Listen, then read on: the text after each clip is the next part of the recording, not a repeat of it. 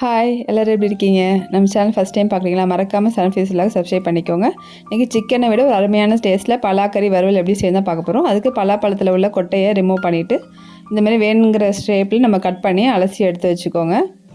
இப்போ ஒரு அடுப்பில் ஒரு பேன் வச்சுட்டு நம்ம எண்ணெய் ஊற்றிக்கலாம். எண்ணெய் வந்து அதிகமாக போடணும்னு தேவையில்லை, கொஞ்சமாக போட்டாலே போதும். கடுகு உளுத்தம் பருப்பு எண்ணெய் காஞ்சதுக்கப்புறம் கடுகு உளுத்தம் பருப்பு போட்டுக்கோங்க.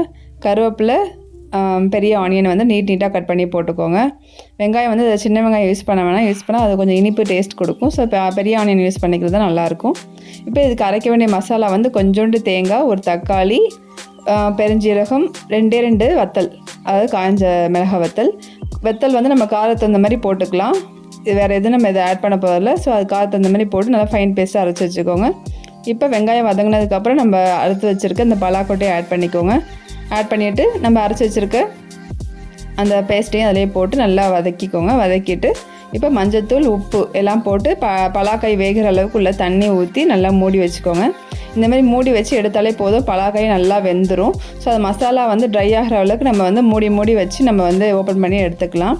இப்போ பாருங்கள், காய் வெந்திருக்கான்னு பாருங்கள், அதிலே தெரியும். நல்லா மாவு மாதிரி நல்லா சூப்பராக உடையுது. நம்ம குக்கரில் வைக்கணும்னு அவசியமே தேவையில்லை, இதிலே வெந்துடும். இது பலாக்காய் வந்து காயாமல் நல்லா பச்சையாக ஃப்ரெஷ்ஷாக இருந்துச்சுன்னா இந்தமாதிரி நல்லா ஈஸியாக வெந்துடும். குக்கரில் வைக்க தேவையில்லை. பலாக்காய் குழம்புலலாம் போட்டால் பசங்க சாப்பிடவே மாட்டாங்க. இந்தமாதிரி செஞ்சு கொடுத்தா நல்லா வேணும்னு சொல்லி சாப்பிடுவாங்க. ரசம் சாதம், தயிர் சாதம், சாம்பார் சாதத்துக்குலாம் ஒரு பெஸ்ட்டு காம்பினேஷனே சொல்லலாம்.